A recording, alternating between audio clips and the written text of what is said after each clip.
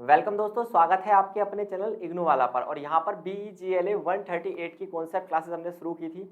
Block first, block second, block third हम complete कर चुके हैं। अभी तक अगर आपने वो वीडियोस नहीं देखी हैं तो आप प्लेलिस्ट सेक्शन में जाके ये सब्जेक्ट कोड सर्च कीजिए, BEGLA 138 reading and speaking skills. 3 block इसके कंप्लीट हो चुके हैं। आज ये पूरी बुक का सिलेबस कंप्लीट हो जाएगा। इसके बाद इस पर कोई भी फर्दर क्लास अब नहीं होगी। अगर आपका कोई भी डाउट बनेगा तो उस पर हम जरूर क्लास लेंगे। आज ये लास्ट ब्लॉक हम कंप्लीट करेंगे, ब्लॉक 4। इसके इंपॉर्टेंट क्वेश्चंस करेंगे। टॉपिक का नाम आपको पता ही है, टॉपिक है हमारा क्या, रीडिंग एंड स्पीकिंग स्किल्स, यानी कि कैसे किसी कंटेंट को इंग्लिश में पढ़ा जाता है और कैसे अपने स्पीकिंग स्किल्स को हम क्या कर सकते हैं, बेहतर बना सकते हैं, कैसे हम उसे प्रैक्टिस कर सकते हैं। तो चलिए शुरुआत करते हैं ब्लॉक 4 की। ये क्लास थोड़ी सी लंबी चलेगी तो आप पेन एंड पेपर लेकर बैठें। अगर आपको ये PDF बिल्कुल फ्री ऑफ कॉस्ट चाहिए नोट्स की, तो आपको कुछ नहीं करना दोस्तों, आपको हमारा टेलीग्राम चैनल ज्वाइन कर लेना है। उसका लिंक आपको मिल जाएगा हमारे डिस्क्रिप्शन बॉक्स में। वहां से आप क्या करें, हमारा टेलीग्राम चैनल क्या कर ले, ज्वाइन कर ले, जहां आपको मिलेगा फ्री स्टडी मटेरियल। आप ऐसा कह सकते हैं, आपको यहाँ पर मिल जाएगा फ्री स्टडी मटेरियल। डन दोस्तों, इतनी बात अगर आपको क्लियर हो गई हो तो अब हम चलते हैं आगे, इस क्लास को करते हैं शुरू। जितने भी आपके डाउट बनेंगे आप कमेंट बॉक्स में यहाँ पर पेस्ट कर सकते हैं। चलिए देखिए, सबसे पहले ब्लॉक 4 के सिलेबस को समझ लेते हैं। क्या है ब्लॉक 4 का सिलेबस? ब्लॉक 4 कुछ नहीं कहता, ये कहता है कैसे प्रैक्टिस की जाए स्पीकिंग स्किल्स की। यानी पूरा ब्लॉक 4 जो है ये पूरा इस बात पर डिपेंड करता है कि कैसे प्रैक्टिस करें, प्रैक्टिसिंग स्पीकिंग स्किल, है ना। स्पीकिंग स्किल की प्रैक्टिस कैसे की जाए, है ना, इसको लेकर ये पूरा ब्लॉक है। तो इसमें स्पीकिंग स्किल्स की प्रैक्टिस के लिए कुछ हमें स्ट्रेटेजीज बताई जाएंगी इस पूरे ब्लॉक में। क्या स्ट्रेटेजीज होने वाली है, यहाँ से एक क्वेश्चन एग्जाम में आपका 100% आएगा। एक क्वेश्चन यहाँ पर क्या है, गारंटेड है, 100% आपको एग्जाम में देखने के लिए मिलेगा। क्लियर? जैसे यहाँ पर यूनिट 1 क्या, प्रोनाउंस, कैसे सही तरीके से प्रोनाउंस करें साउंड्स ऑफ इंग्लिश। तो आपको पता है इंग्लिश में टोटल कितने 44 साउंड्स होते हैं, है ना। 26 अल्फाबेट्स होते हैं, जिनमें से आपके 5 वोवेल्स होते हैं और बाकी के 21 क्या होते हैं, कॉन्सोनेंट्स होते हैं। ये तो आपने पढ़े ही होंगे। इसके अलावा हम पढ़ेंगे आज की क्लास में स्ट्रेस, रिदम, है ना, और क्या कहते हैं वॉइस ट्रेनिंग, है ना। क्या होता है स्ट्रेस और रिदम, साथ साथ इंटोनेशन की भी हम बात करेंगे कि वॉइस में होने वाले, आप कह सकते हैं जब वॉइस ऊपर की तरफ जाती है, यानी कि वॉइस में होने वाले अपवर्ड डायरेक्शन में और डाउनवर्ड डायरेक्शन में जो फॉल होता है उसे हम कहते हैं इंटोनेशन। राइज फॉल और डाउन फॉल को हम इंटोनेशन कहते हैं। और स्पीकिंग प्रैक्टिस के लिए स्टोरी की क्या भूमिका है, डायलॉग्स की क्या भूमिका है, रोल प्लेइंग कैसे भूमिका निभाता है, डिबेट्स कैसे भूमिका निभाता है। इसके साथ साथ क्या होता है आपका डिस्कशन, यानी ग्रुप डिस्कशन, प्रेजेंटेशन क्या होता है, मीटिंग्स क्या होता है। इन सब पे नॉर्मली क्या होता है, इन सब पे ना कमेंट का क्वेश्चन आता है, कमेंट नाउ, है ना, या तो टिप्पणी का क्वेश्चन आता है, डायरेक्ट इस पे एक बड़ा क्वेश्चन आएगा। तो चलिए इस ब्लॉग को करते हैं शुरू। उम्मीद है इसका सिलेबस आपको समझ में आ गया होगा। चलिए, बहुत लंबी ये क्लास चलने वाली है, इसलिए टाइम को ना वेस्ट करते हम एक एक टॉपिक पे बढ़ते हैं। सबसे पहले हम बात करेंगे रिदम। इंपॉर्टेंट क्वेश्चन है, पहला क्वेश्चन है रिदम होती क्या है ना। बट देखो, सबसे पहली बात तो मैं आपको बिल्कुल सरल शब्दों में समझा देता हूँ। अगर हिंदी की बात करें तो रिदम को हम कह सकते हैं लय, है ना। लय का मतलब क्या होता है, जैसे मैं आपको कोई भी इंग्लिश की पोएम सुनाता हूँ, twinkle twinkle little star how are wonder what you are, इस तरीके से आपने सुना होगा। तो स्टार और आर, मछली जल की रानी है, जीवन उसका पानी है, रानी है पानी है, में क्या है, रिदम है। जब तक पोयम में क्या नहीं होती, रिदम नहीं होती, तब तक वो पोयम नहीं कहलाती। शायरी में भी आपने सुना होगा, कोई सी भी शायरी आप उठा लो, उसके जो अंत के 2 शब्द होंगे वो आपस में क्या करेंगे, राइम करेंगे। रिदम जो शब्द है वो कहाँ से बना है दोस्तों, वो बना है आपका राइम से, है ना। तो जब तक शब्दों में क्या नहीं होगी दोस्तों, राइम नहीं होगी, तब तक क्या नहीं होगा, आपका रिदम नहीं आएगी। तो देखिए रिदम होता क्या है, जो वर्ड रिदम है, जो रिदम वर्ड है, ये लिया गया है, ड्राइव किया गया है कहाँ से, रिदमोस से। रिदमोस एक शब्द है किसका, ग्रीक भाषा का। रिदमोस से शब्द आया है रिदम, और इसका मतलब होता है मेजर्ड मोशन। क्या होता है इसका मीनिंग रिदम का, measured motion. Rhythm is a literary device, क्या होता है, ये एक लिटरेरी डिवाइस है, यानी ये शब्दों में इस्तेमाल होता है, पोइट्री में इस्तेमाल होता है। Demonstrate the long and short pattern through the stress under stress syllable particularly in verse form. कहने का मतलब यह है कि जब हम किसी वर्ड पे स्ट्रेस डालते हैं, किसी साइलेबल पे, अब आप कहेंगे सर साइलेबल क्या होता है, किसी वर्ड का एक छोटा सा हिस्सा। जैसे फॉर एग्जांपल मैंने क्या किया, साइलेबल बनाना चाहता हूं मैं, और मैंने क्या किया, अंडरस्टैंड वर्ड लिखा, है ना। अंडरस्टैंड में अंडरस्टैंड, इसमें 2 साइलेबल आपको साफ दिखाई दे रहे हैं, जिन्हें अलग अलग तोड़ के बोलना पड़ रहा है, अंडरस्टैंड, है ना। तो साइलेबल पर स्ट्रेस डालना या फिर पूरे वर्ड पे स्ट्रेस डालने का काम कौन करता है, आपका रिदम करता है। और रिदम जो है एक अपने आप में लिटरेरी डिवाइस है। English rhythm is defined as a strong pattern, ये क्या एक प्रकार का पैटर्न ही है ऑफ साउंड्स। भाई पैटर्न ही है, सीधी सी बात है, a strong pattern of sound, है ना। जब भी आप देखते होंगे पैटर्न का मतलब क्या होता है, पैटर्न आपने मैथ में पढ़ा होगा, किसी चीज का रिपीटेशन ही क्या कहलाता है, पैटर्न कहलाता है। और यहाँ पर रिपीटेशन किसका होगा, रिपीटेशन ऑफ साउंड होगा, है ना, क्या होगा, रिपीटेशन ऑफ साउंड। तो जहां पर रिपीटेशन ऑफ साउंड दिखाई दे उसे ही हम क्या कहते हैं दोस्तों, रिपीटेशन ऑफ साउंड दिखाई दे, कोई साउंड बार बार आ रहा है तो उसे क्या कहते हैं, रिदम कहते हैं। इनसे ही किसी भी पोयम का, किसी भी म्यूजिकल नोट का क्या होता है, किसी भी म्यूजिक का, किसी पोइट्री का, या आप कह सकते हैं किसी डांसिंग का या शायरी का फॉर्मेशन कैसे होता है। अगर आपको इंग्लिश में शायरी कहनी है तो भी आपको किसका, रिदम का यूज करना पड़ेगा। कोई सॉन्ग लिखना है, कोई म्यूजिक बनाना है, वहां पर रिदम बहुत बड़ी भूमिका निभाता है। रिदम के लिए जरूरी क्या है, वर्ड पैटर्न सेम होने चाहिए, या आप कह सकते हैं साउंड पैटर्न सेम होने चाहिए। अगर मैं आपसे कहूँ मछली जल की रानी है और टंकी में पानी खत्म हो गया, तो बताइए क्या इन दोनों लाइंस में कोई भी रिदम आपको दिखाई दे रही है, आप कहेंगे बिल्कुल भी नहीं। मछली जल की रानी है, ये जो रानी है शब्द की जगह पानी है आना चाहिए, कानी है भी चलेगा, नानी है भी चलेगा, लेकिन थोड़ा सा रिदम होना चाहिए। समझ रहे हो आप क्या है, यही रिदम है। जो रिदम क्या करती है, पोइट्री की आप कह सकते हैं एस्थेटिक वैल्यू को, सौंदर्य मूल्य को क्या कर देती है, बढ़ा देती है रिदम। तो रिदम पे आप नोट लिख पाएंगे दोस्तों, जितना मैंने आपको रिदम के बारे में यहाँ समझाया। क्लियर। चलिए अब बात करते हैं हम स्ट्रेस क्या होता है। स्ट्रेस का मतलब तो आपको पता ही है, किसी भी बात पर दबाव डालना, किसी बात पर ज्यादा क्या करना, बोलते समय कुछ शब्दों पर, कुछ साई लेवल पे क्या करना, ज्यादा तनाव डालना, प्रेशर डालना स्ट्रेस कहलाता है। फॉर एग्जांपल जब मैं आपको पढ़ा रहा होता हूँ तो कई बार कुछ चीजें बहुत धीरे और कई बार कुछ चीजें बहुत तेज बताता हूँ। जैसे मैं नॉर्मल क्वेश्चन पेपर डिस्कस करते हुए आपको कहता नहीं ये क्वेश्चन ज्यादा इंपॉर्टेंट है ना, तो जब मैंने कहा ये क्वेश्चन ज्यादा इंपॉर्टेंट है तो इसका मतलब ये उस सेंटेंस में मेरा स्ट्रेस ज्यादा था, ताकि स्ट्रेस उसी पे दिया जाता जो ज्यादा इंपॉर्टेंट हो। स्ट्रेस कहाँ दिया जाता दोस्तों, ज्यादातर अगर क्लास की बात करें तो जो चीज इंपॉर्टेंट होती है वहां पर क्या दिया जाता है, स्ट्रेस दिया जाता है।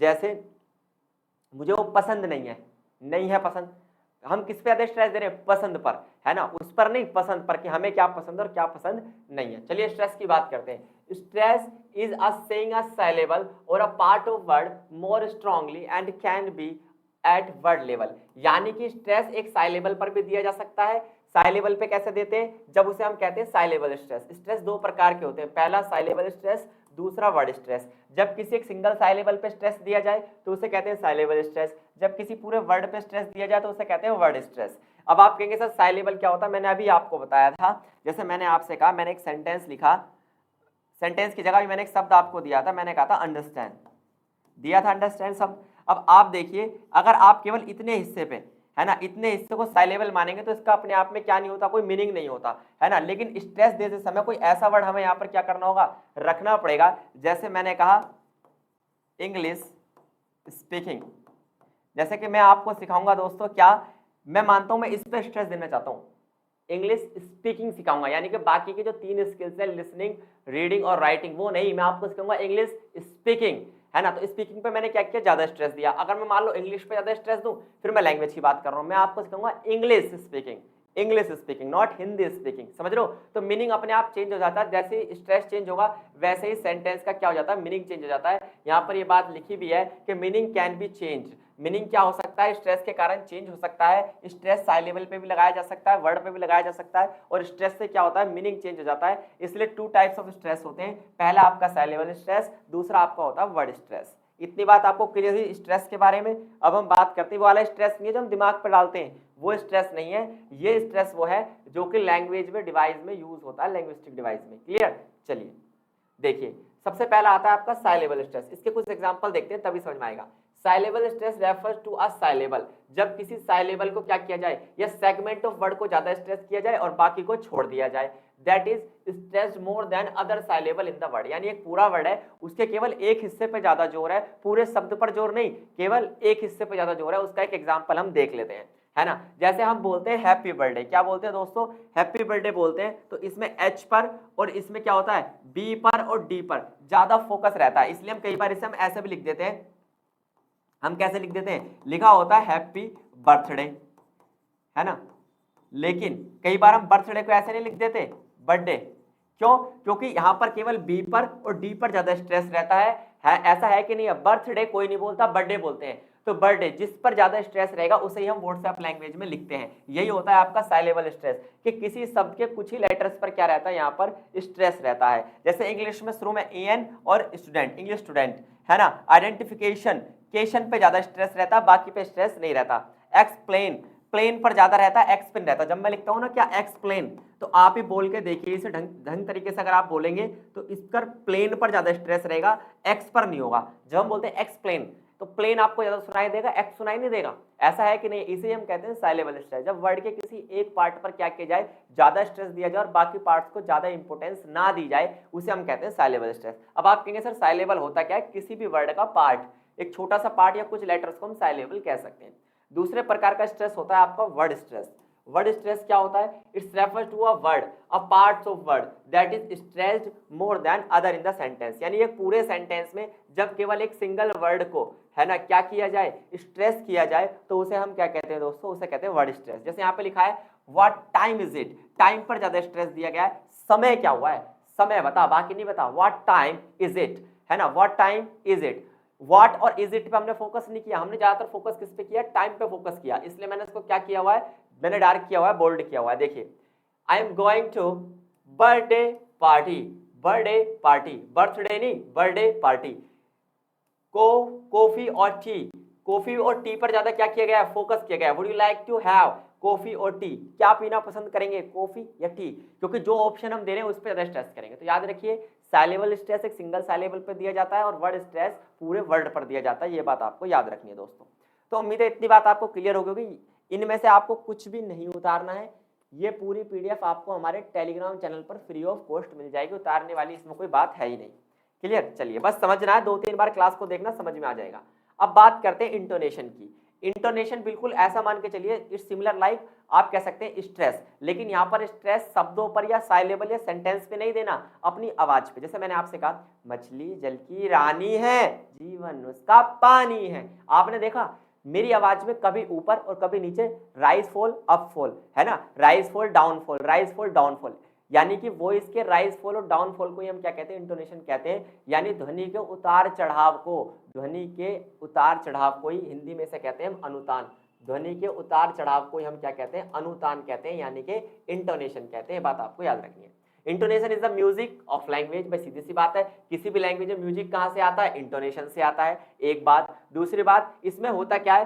पिच गोज अप, पहले तो आवाज क्या जाती है? ऊपर की तरफ जाती है, जिसे हम कहते हैं राइजिंग इंटोनेशन। पहला इंटोनेशन कौन से प्रकार का होता है? राइजिंग इंटोनेशन, जिसमें हमारी आवाज ऊपर जाती है। और दूसरे प्रकार का इंटोनेशन क्या होता है? फॉलिंग इंटोनेशन, जिसमें हमारी आवाज नीचे जाती है। आपने देखा होगा हम कभी भी इस तरीके से नहीं बोलते, हमारी जो ध्वनि तरंगे इस तरीके से बिल्कुल नहीं निकलती। हमारी ध्वनि तरंगे इस तरीके से होती है, कभी डाउनफॉल कभी अपफॉल, कभी डाउनफॉल कभी अपफॉल, कभी डाउनफॉल कभी अपफॉल। इस तरीके से आपने देखा होगा साउंड वेव्स ज्यादातर इस तरीके से चलती हैं। इसे हम क्या कहते हैं? इंटोनेशन कहते हैं। Intonation is about the how we say things, हम कैसे चीजों को बोलते हैं, कैसे हमारी वॉइस राइज होती है, कैसे वो नीचे गिरती है जब हम किसी चीज को बोल रहे होते हैं। इस सभी को हम क्या कहते हैं? म्यूजिक ऑफ द लैंग्वेज, और यही कहलाता है आपका intonation. It means we can say intonation is the music of language.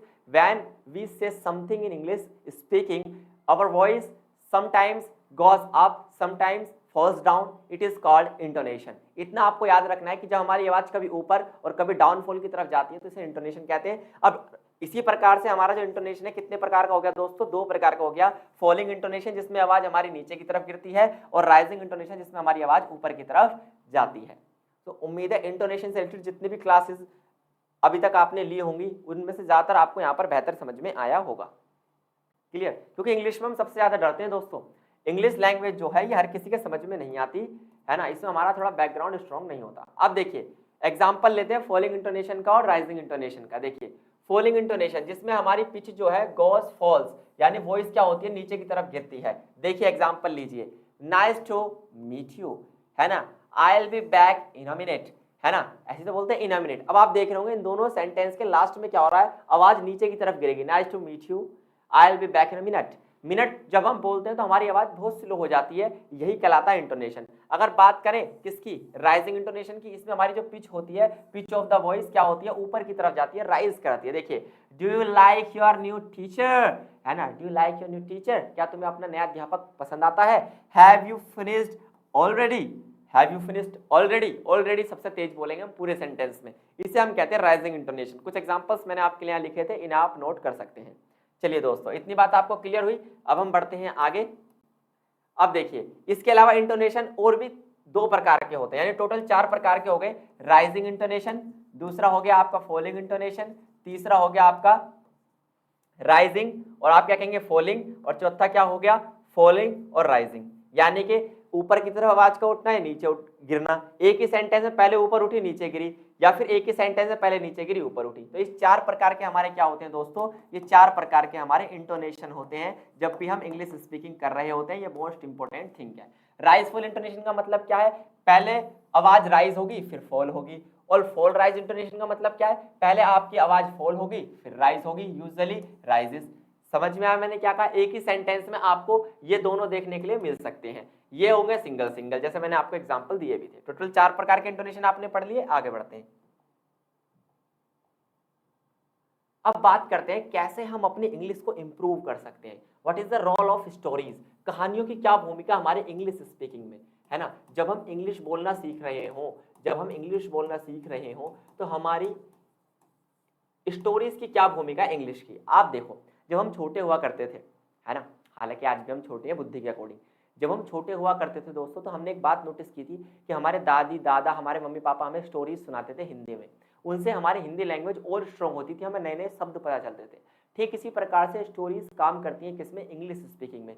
जब आपको इंग्लिश लैंग्वेज नॉर्मली बोलनी आ जाती है तो आपसे कहा जाता है चलिए कोई भी एक इमेजिनरी स्टोरी बनाइए और उसको इंग्लिश में बोलिए और सुनाइए हमें। इसी की भूमिका होती है स्टोरी की, किस तरीके से इंग्लिश स्पीकिंग में भूमिका निभाती है। जब भी याद रखिए, ज्यादातर आप शॉर्ट स्टोरी का इस्तेमाल करेंगे, छोटी कहानियां बोलने की कोशिश करो जो कैसी हो, इमेजिनेबल हो, इवेंट्स कैसे हो इमेजिनेबल हो, कैरेक्टर्स भी इमेजिनेबल हो, फिक्शन का यूज किया गया हो, यानी काल्पनिकता होनी चाहिए। रियलिस्टिक स्टोरी नहीं सुनानी, कभी आप साधारण इंडिया लिखने बैठ जाओ, ऐसा नहीं। इससे आपकी इंग्लिश इंप्रूव होने में थोड़ा टाइम लगेगा, क्योंकि रियलिस्टिक स्टोरीज में क्या होता है, आप अपने मन मर्जी के शब्द या फिर वोकैब यूज नहीं कर सकते। एक स्टोरी के अंदर क्या क्या पार्ट्स होते हैं, कुछ की एलिमेंट्स होते हैं एक स्टोरी के। सबसे पहला होता है सेटिंग, है ना। दूसरा की एलिमेंट क्या होता है आपका कैरेक्टर्स। तीसरा क्या होता है प्लॉट। चौथा होता है थीम, और पांचवा होता है कन्फ्लिक्ट। यहां से एक इंपॉर्टेंट क्वेश्चन बनता है, आपसे नॉर्मली पूछता है की एलिमेंट्स ऑफ स्टोरीज, है ना। तो स्टोरीज के जो की एलिमेंट्स होते हैं वो क्या होते हैं। जब भी आप कोई कहानी लिख रहे हो तो आपको किन किन बातों का ध्यान रखना है, ये क्वेश्चन प्रीवियस ईयर के एग्जाम में एक बार आ चुका है, तो इसको मैं यहां पर जरूर कराऊंगा दोस्तों। देखिए, सबसे पहले बात करते हैं सेटिंग की। सेटिंग क्या होता है, वो वाली सेटिंग नहीं है जो तुम्हारे दिमाग में चलिए लोंडो लपाड़ो। सेटिंग का मतलब यहां पर क्या है, कहानी का समय और कहानी की प्लेस, इसे हम कहते हैं सेटिंग। जैसे फॉर एग्जांपल आप कोई कहानी राजा महाराजाओं के टाइम की सोच रहे हैं, तो किसी गांव की होगी, नॉर्मल सी बात है। किसी गांव में एक राजा हुआ करता था, है ना, किसी नगर में एक राजा हुआ करता था, और आज से 50 साल पहले होता था। तो जब टाइम और प्लेस की बात करते हैं तो उसमें पहला कंपोनेंट शामिल होता है सेटिंग। और सेटिंग हमेशा ऐसी की जानी चाहिए जिसमें थोड़ा सा लैंडस्केप, थोड़ा सीनरी भी हो सकती है, बिल्डिंग्स हो सकती हैं, सीजन्स की बात की जा सकती है कहानी में। ये सब क्या होते हैं, स्ट्रॉन्ग सेंस ऑफ सेटिंग होते हैं, क्योंकि कहानी के थ्रू हमें ये बताना है कि वहाँ का माहौल कैसा था। जैसे पहले जमाने में हम कहानी सुनाते थे ना, अंधेरी रात थी, है ना, और लंबे लंबे बाल थे। आप तुम समझ जाए कौन सी कहानी, आप कहोगे सर भूत की कहानी है ना। तो यही सेटिंग होती है, जब हम कहानी को शुरुआत कर रहे होते हैं सबसे पहले हमें उसका इंट्रो देना होता है, टाइम और प्लेस बतानी होती है। फिर कैरेक्टर्स की बात होती है कि यानी कि कहानी के मुख्य पात्र कौन से हैं, है ना। फिर आता है कौन सा प्लॉट। प्लॉट का मतलब क्या होता है, series of event. Series of event का मतलब एक के बाद एक घटना घटती चली जाती है कहानी में, राज खुलते चले जाते हैं, खुलासे होते चले जाते हैं, उसे हम क्या कहते हैं, प्लॉट। कन्फ्लिक्ट क्या होता है, द्वंद। द्वंद का मतलब आपने देखा होगा, कई बार हमें पिक्चर देखते देखते ऐसा लगता है कि काश ये गुंडा मारा जाए, हीरो तुरंत आके हीरोइन की इज्जत बचा ले। इसी को कहते हैं द्वंद, कि एक तरफ चल रहा है धिनतनाक दी धिनतर धिनतर, दूसरी तरफ क्या हो रहा है, ला ला ला ला ला। तो ये क्या है, ये कन्फ्लिक्ट होता है। यानी एक तरफ तो लगातार पिक्चर जोर शोर से चल रही है और दूसरी तरफ क्या हो रही है, प्रार्थना हो रही है। जैसे आपने देखा होगा पिक्चर में सबसे ज्यादा दिखाया जाता है कि जो वाइफ है वो हस्बैंड के लिए प्रार्थना कर रही है दिया जला के, है ना, भरे तूफान में दिया जला रही है वो, और दूसरी तरफ उसका जो हस्बैंड है वो एक एक सांस के लिए क्या हो रहा है, जूझ रहा है। तो एक तरफ तो चल रहा है धिन तनाक दिन धिन तन धिन तन, और दूसरी तरफ क्या चल रहा है, ला ला ला ला। यही कन्फ्लिक्ट है। यानी कि एक तरफ तो क्या हो रहा है, अच्छी अच्छी चीजें दिखाई जा रही हैं कि कैसे भगवान को मनाकर अपने पति की इज्जत वापस लेके आ रही है, अपने पति की इज्जत, क्या ना सॉरी, लाइफ वापस लेके आ रही है, और दूसरी तरफ क्या हो रहा है, दूसरी तरफ तूफान में दिया जला रही है ना। इसे कन्फ्लिक्ट कहते हैं, यानी द्वंद्व जिसे हम कहते हैं। यानी एक प्रॉब्लम होनी चाहिए कहानी में और कोई ना कोई स्ट्रगल जरूर होना चाहिए। जब तक स्ट्रगल नहीं होता तब तक मजा ही नहीं आता, इसलिए इसे हम कहते हैं सेंट्रल कन्फ्लिक्ट। क्या कहते हैं दोस्तों, सेंट्रल कन्फ्लिक्ट कहते हैं। क्लियर। चलिए अब बात करते हैं डायलॉग्स और रोल प्लेइंग, इनकी क्या भूमिका होती है हमारे इंग्लिश स्पीकिंग में। जब भी आपको अपनी कोई भी लैंग्वेज, चाहे हिंदी हो चाहे इंग्लिश हो, बेहतर करनी हो, तो आपको क्या करना चाहिए, रोल प्ले में भाग लेना चाहिए। रोल प्ले होता क्या है, जैसे आपने देखा होगा कई बार स्कूल के एनुअल डे में हम गांधी जी बन जाते हैं, तो गांधी जी की तरह वेशभूषा धारण कर लेते हैं, उनकी तरह बोलने की कोशिश करते हैं। बशर्ते आपको ये रोल प्ले इंग्लिश में करना है, क्योंकि आपको इंप्रूव करनी है अपनी इंग्लिश स्पीकिंग। चलिए रोल प्ले की बात करते हैं। रोल प्ले होता क्या है, देखिए, प्रैक्टिसिंग डायलॉग्स। सबसे पहली बात तो है कि आपको रोल प्ले करने के लिए सारे डायलॉग्स याद होने चाहिए और आपको प्रैक्टिस करना पड़ेंगे, वो किसमें, इंग्लिश में, क्योंकि आप यहाँ पर किसकी बात हो रही है, आप यहाँ पर इंग्लिश के स्टूडेंट्स हैं, है ना। जिससे क्या होगा, आप लैंग्वेज को बेहतर तरीके से क्या कर पाएंगे, ग्रास्प कर पाएंगे, यानी लैंग्वेज के ऊपर आपकी कमांड हो जाएगी। जब हम इंग्लिश में सोचो एक्टिंग कर रहे हो, है ना, जैसे हैरी पॉटर आपने देखी है, वो पूरी मूवी इंग्लिश में है ना, जितनी भी हॉलीवुड मूवी इंग्लिश में होती है, जब वो इंग्लिश में डायलॉग बोल रहे होते हैं तो क्या हमें समझ में आते हैं, नहीं। अगर हम खुद बोलेंगे तो क्या हमारी इंग्लिश इंप्रूव होगी, बिल्कुल होगी भाई, सीधी सी बात है। कारण क्या है, जब हम बोलते हैं तो हमें प्रैक्टिस होती है, और रोल प्ले हो चाहे डायलॉग डिलीवरी हो, ये दोनों ही क्या करते हैं, इंग्लिश को सबसे ज्यादा इस्तेमाल करते हैं। इसके अलावा dialogue provide models on which students can base their on conversation. भाई सीधी सी बात है, जब डायलॉग्स डिलीवरी हो रही होगी तो दो लोगों के बीच में कन्वर्सेशन हो रहा होगा, ऐसा तो है नहीं हीरो खड़ा होकर अकेला खुद ही बोलता रहेगा और बाकी कोई बोलेगा ही नहीं, तो कन्वर्सेशन होगी, और कन्वर्सेशन होगी तो भाई सीधी सी बात है क्या होगा, व्यक्ति की जो इंग्लिश स्पीकिंग है वो पहले से क्या होगी, इंप्रूव होगी।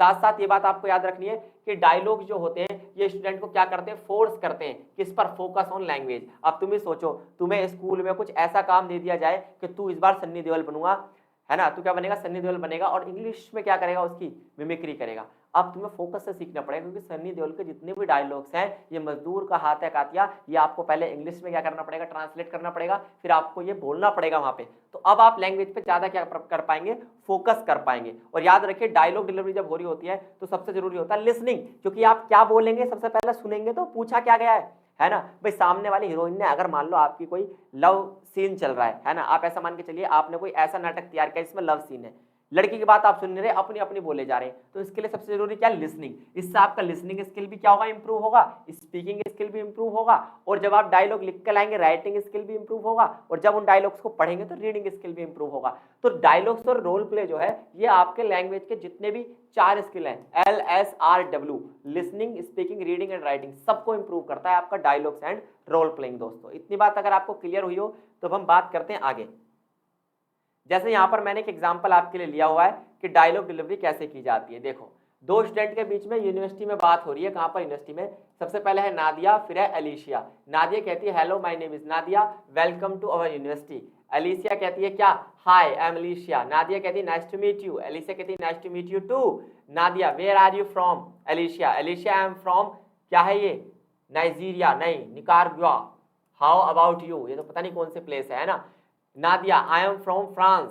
Alicia, is this your first time in London, यानी दोनों लंदन यूनिवर्सिटी में पढ़ रहे हैं। आपसे पेपर में पूछा जाता है कि डायलॉग राइटिंग का एक एग्जांपल दीजिए। क्या दीजिए दोस्तों, डायलॉग राइटिंग का एक एग्जांपल आपसे पेपर में मांग लेता है। वही ये एग्जांपल है दोस्तों, जिस व्यक्ति के बस की नहीं है इसको वहां पर ऑन द स्पॉट बनाना डायलॉग राइटिंग को, तो आप इस वाले एग्जांपल को याद कर लें, क्योंकि ऐसा एक एग्जांपल आपको जरूर देखने के लिए वहां पर मिलेगा। क्लियर, चलिए अब बात करते हैं दोस्तों थोड़ी सी ग्रुप डिस्कशन की। किसकी बात करेंगे, ग्रुप डिस्कशन की। आपने देखा होगा कुछ मुद्दे ऐसे होते हैं, अब आप ग्रेजुएशन में, तो आपको नहीं लगता कि एक बड़ा सा ग्रुप होना चाहिए जिसमें आकर हम क्या कर सकें, अपनी पढ़ाई के मुद्दों को आपस में क्या कर सकें, थोड़ा सा डिस्कस कर सकें, क्योंकि ग्रुप डिस्कशन से हमारे बहुत से डाउट तो खुद ही सॉल्व हो जाते हैं। देखिए, जो ग्रुप डिस्कशन शब्द है, द टर्म ग्रुप डिस्कशन, ये क्या कहता है, ये कहता है एक डिस्कशन होना चाहिए विद इन अ ग्रुप, एक ग्रुप में डिस्कशन होना चाहिए। और ग्रुप नॉर्मली कितने मेंबर्स का बना होना चाहिए, 8 से 12 सदस्य होने चाहिए, क्योंकि बहुत ज्यादा कम होंगे तो भी दिक्कत है, और बहुत ज्यादा होंगे, भाई 8 तो मिनिमम चाहिए, और 12 से ज्यादा होंगे तो भीड़ ज्यादा हो जाएगी, फिर ग्रुप डिस्कशन नहीं होता, फिर तो शादी ब्याह जैसा माहौल बन जाएगा, है ना। ताकि हर कोई व्यक्ति अपनी बात फ्रीली कह सके, फ्रैंकली कह सके, फ्रेंडली मैनर में कह सके, और टॉपिक के बारे में बात कर सके जो भी आपका करंट इशू है। इसे ही हम कहते हैं ग्रुप डिस्कशन, और शॉर्ट लैंग्वेज में से हम जीडी कहते हैं। इंग्लिश स्पीकिंग को क्या करने के लिए, बेहतर बनाने के लिए ये सबसे बेस्ट वे होता है ग्रुप डिस्कशन। किसी भी मुद्दे को लेकर आप क्या कर सकते हैं, ग्रुप डिस्कशन कर सकते हैं। जैसे हाल फिलहाल का मुद्दा है G20 में भारत, तो ये भी क्या हो सकता है, ग्रुप डिस्कशन का आपका मुद्दा हो सकता है। लेकिन बशर्ते यहाँ पर as a speaking language you have to use English only, है ना। जब भी आप किसी बारे में ग्रुप डिस्कशन कर रहे हो, तो क्योंकि यहाँ पर आपको करना क्या है, अपनी इंग्लिश स्पीकिंग को बेहतर करना है, तो आपको यहाँ पर इंग्लिश का यूज करना होगा। डन, चलिए अब बात करते हैं ग्रुप डिस्कशन के कौन कौन से स्लाइड फीचर होते हैं, यानी क्या क्या मुख्य विशेषता होती है ग्रुप डिस्कशन की। सबसे पहली बात तो टॉपिक जो है वो दिया भी जा सकता है और खुद लिया भी जा सकता है, भाई सीधी सी बात है। टॉपिक या तो कोई जो वहां पे जज होगा वो क्या कर सकता है, टॉपिक को दे भी सकता है और पब्लिक खुद भी डिसाइड कर सकती है, यानी स्टूडेंट खुद भी डिसाइड कर सकते हो कि मुझे कौन से टॉपिक पे ग्रुप डिस्कशन करना है। जो डिस्कशन होता है revolves around a specific subject, लेकिन हमेशा डिस्कशन ऐसा नहीं होना चाहिए कि कुछ भी बात हो रही है, लड़कीबाजी की बात हो रही है, घर परिवार की नहीं, एक सिंगल टॉपिक को उठाकर उस पर ग्रुप डिस्कशन किया जाता है और कोशिश ये की जाती है कि उस डिस्कशन के बाद हम किसी न किसी कंक्लूजन पर पहुंचे, किसी न किसी किस पर पहुंच जाए, कंक्लूजन पर पहुंच जाए कि हमारी इन सारी बातों का ये निचोड़ निकलकर सामने आता है। सबसे जरूरी बात क्या है, यहाँ पर मौका मिलना चाहिए फ्री एक्सप्रेशन का, हर किसी को बोलने का मौका मिलना चाहिए ताकि वो अपना ओपिनियन रख पाए, ये बात आपको याद रखनी है। तो उम्मीद है यहाँ पर आपको ग्रुप डिस्कशन भी समझ में आ गया होगा दोस्तों। अब बात करते हैं मीटिंग्स की। देखिए मीटिंग्स क्या होती है, आपने सुना होगा ऑफिस में कोई भी स्पेसिफिक मुद्दा होता है, जब आप किसी कंपनी में एज अ वर्कर काम कर रहे होते हैं तो ऑफिस की बहुत सी क्या होती है, मीटिंग्स होती हैं। यहाँ पर उन्हीं मीटिंग्स की बात हो रही है, ये मीटिंग किसी स्पेसिफिक टॉपिक पर होती है। किस पर होती है दोस्तों, किसी ना किसी स्पेसिफिक टॉपिक पर होती हैं, है ना। और उसी स्पेसिफिक टॉपिक के अराउंड 8 से 10 मेंबर बैठकर क्या करते हैं, मीटिंग करते हैं। देखिए मीटिंग क्या होती है, एक प्रकार की गैदरिंग होती है, इसमें 2 लोग भी शामिल हो सकते हैं और 2 से ज्यादा लोग भी क्या हो सकते हैं, शामिल हो सकते हैं, ये बात आपको याद रखनी है।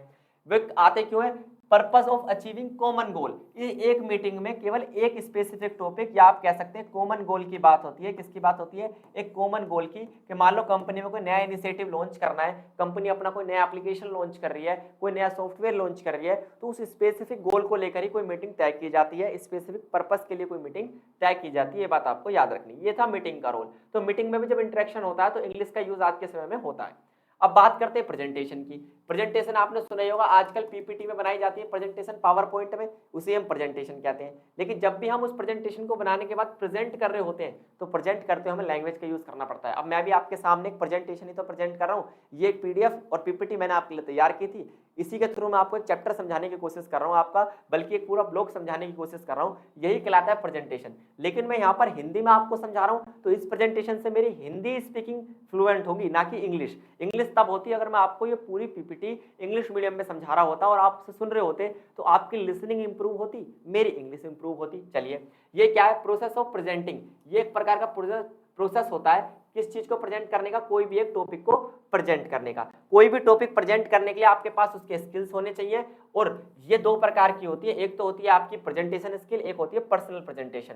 भाई 2 प्रकार की प्रेजेंटेशन होती है, एक तो वो प्रेजेंटेशन जो आपको बनाकर किसी ऑफिस में स्पेसिफिक पर्पस के लिए क्या करनी है, प्रेजेंट करनी है। एक पर्सनल होती है आपकी प्रेजेंटेशन। पर्सनल प्रेजेंटेशन क्या होती है, भाई आप किस तरीके से अपने आप को प्रेजेंट करते हैं, है ना, ये आपकी अपनी पर्सनल प्रेजेंटेशन होती है, कैसे अपने आप को आप एक्सप्रेस करते हैं। साथ साथ इसमें क्या क्या जरूरी है, इसमें जरूरी है आपका, जैसे कभी आप कोई क्या दे रहे हो, डेमोन्स्ट्रेशन दे रहे हो, इंट्रोडक्शन दे रहे हो, लेक्चर दे रहे हो, जैसे मैं आपको लेक्चर दे रहा हूँ, speech mean to improve, persuade, inspire, motivate, to build good well will और no to present a new idea और प्रोडक्ट। मतलब कुल मिला के कहने का मतलब ये है, बड़ी अटपटी सी लैंग्वेज इसमें लिख दी, कहीं ना कहीं इसमें एरर है हल्का सा, वो मैं ठीक कराऊंगा इसका, फिर अपलोड कराएंगे इस पीपीटी को। देखिए कुल मिला के कहने का मतलब ये, जो प्रेजेंटेशन होती है कुछ नहीं होती, ये एक स्पेसिफिक टॉपिक को लेकर, जैसे कि मैं आपके सामने खड़ा हूं और स्पेसिफिक टॉपिक है हमारा BGLA 138 का ब्लॉक 4, उसको लेकर एक इन्फॉर्मेशन शेयरिंग का तरीका होता है। लेकिन इसमें एज अ मीडियम जिस लैंग्वेज का इस्तेमाल होगा वही लैंग्वेज आपकी स्पीकिंग स्किल्स को क्या करेगी, बेहतर। जैसे मैं यहाँ पे अपनी प्रेजेंटेशन को प्रेजेंट करने के लिए हिंदी लैंग्वेज का इस्तेमाल कर रहा हूँ, डन, तो मेरी कौन सी लैंग्वेज एक्सप्रेशन की बेहतर हो रही है, हिंदी। अगर मैं यहाँ पर इंग्लिश में आपको समझा रहा होता, पढ़ा रहा होता, तो which language I can prefer to improve my English, तो इंप्रूव होती ना फिर मेरी इंग्लिश में, सीधी सी बात है। चलिए आज के लिए केवल इतना ही दोस्तों, थैंक यू, धन्यवाद, नमस्कार। इसके बाद हमारा कोई नया सब्जेक्ट कोड हम उठाएंगे, यहाँ पर खत्म होता है आपका BGLA 138 का सिलेबस। थैंक यू, धन्यवाद, नमस्कार।